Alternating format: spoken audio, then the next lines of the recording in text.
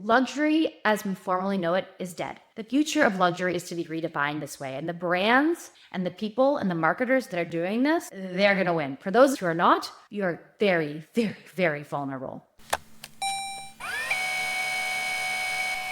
Hello, welcome to my channel, Amanda's Playbook. I am really excited about today's episode because I get to talk about something that is so fascinating to me. I think a lot of people, but I am definitely obsessed with the idea of luxury brands. When I say luxury, I don't necessarily mean just very expensive everything. I think the concept of luxury needs to be redefined. And here's why. When we think of luxury currently or in the past, I'm going to use the restaurant industry as an example because we all pretty much can identify with this image in our heads, is that a fancy restaurant, you usually picture like a very quiet restaurant, maybe with a French menu, white tablecloths, servers that are dressed very nice, maybe with a vest on or a bow tie or a tie, really fancy, maybe like white gloves, nice white china, gold-plated maybe, quiet music, and the servers are usually also dressed up, as I mentioned, but very professional, meaning they don't make a lot of small talk. They're not, warm and fuzzy and laughing and poking jokes. That idea of luxury is dead.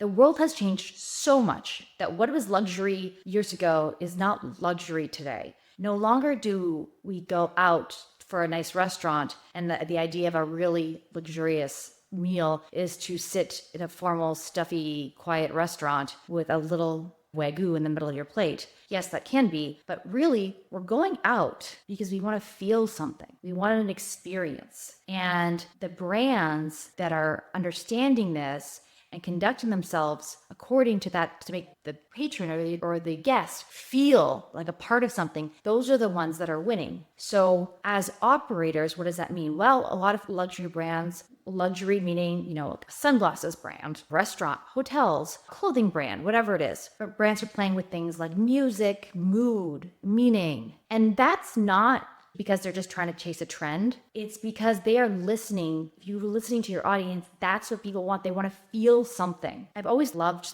the idea of exclusivity, not the idea of, but just like how brands use exclusivity as a trigger for us to want to be part of them. It's like why the club with the line might have nobody inside, but if you see a club with a line and a club without a line, you want to go to the club with the line. How they use that to make us want it more. When we think of these private clubs, what makes them exclusive? And a lot of times it's driven by like fame or money, but think about today, if you want to hang out at a club, which club would you rather be part of? The club that you can pay a really hefty price tag for? You might be on a wait list, but if you can pay the dollar, eventually a spot will come up and you'll get in. Or you can be part of the club because of your job title or legacy or whatever that is. Or a club where none of that matters, but you're chosen, you're selected based on some human experiment that you may or may not even know about that deems you, by whatever definition they want, an interesting person, a person that connects, a person that makes the people around them feel something, a person that makes the experience better, the party better. They listen, they interact, they remember your name, they have interesting stories, they listen to your stories. Everybody was chosen because they are that kind of great person that's going to add a great energy. Which club would you rather be part of?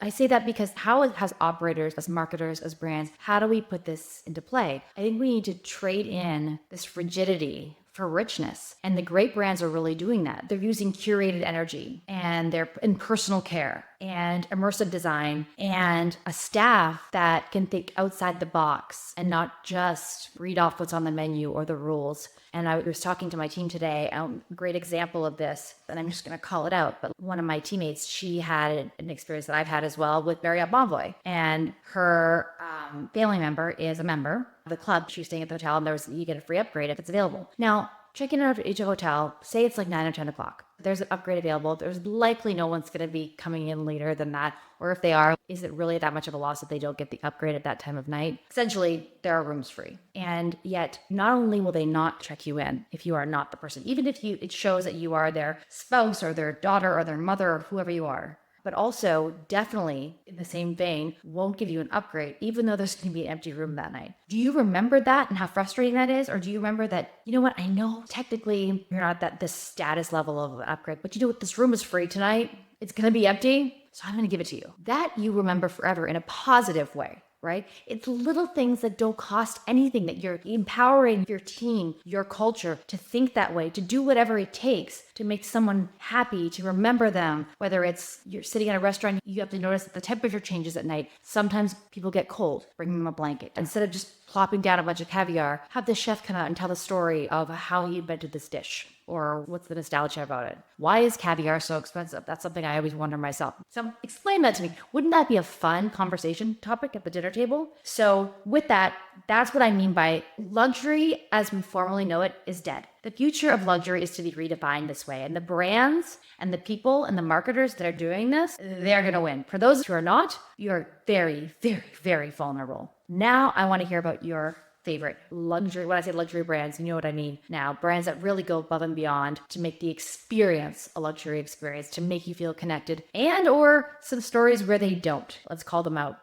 All right, guys, don't forget, please subscribe to my channel, and I will see you back here next time.